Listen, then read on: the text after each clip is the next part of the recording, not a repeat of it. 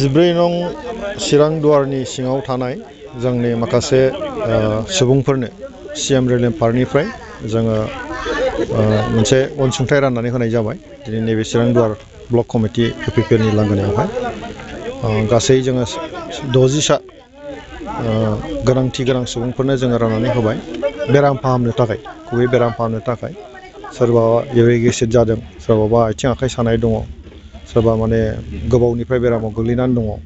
बे निडि मानसिफोरनो बेखौ राननानै होनाय जादों दिनै बेखौ आनुষ্ঠাनिक भाबै होनाय जाबाय आङो बे चेक होनाय हाबाफारिखौ जोङो ब्लकनि गेजेरजों मावफुंनाय जाबाय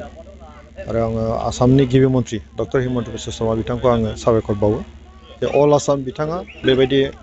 एखेबारे निडि मानसिफोरनो बेराम फाहामनो थाखाय चिफ मिनिस्टार रिलिफ फान्डनिफ्राय जिबायदि अनसुंथाइ हरो बे जथेस्थ'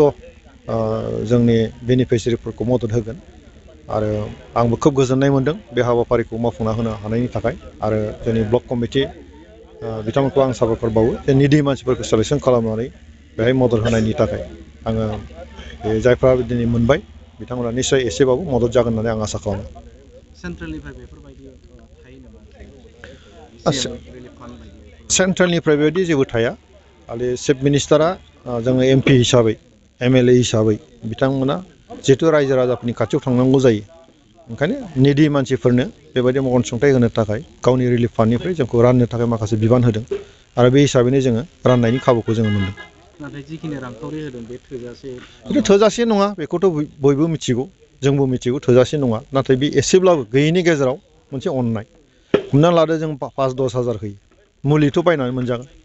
बेबायदि माखासे न'खरफोर दङ जेरावनाखि मुलिखौ बायनो फैसा थाइसेबो गैया बैबायदि निडि मानसिफोरनोसो बेखौ होनाय जादों आरो बांद्राय गिदिर जायफोर बेमार दङ केन्सारजों सोरबा गोलैनाय दं बेफोरजों एसे आलादायै दस्रा लामा दङ बेखौ जों खोन्थायो आरो बेबायदिनो एसे एनै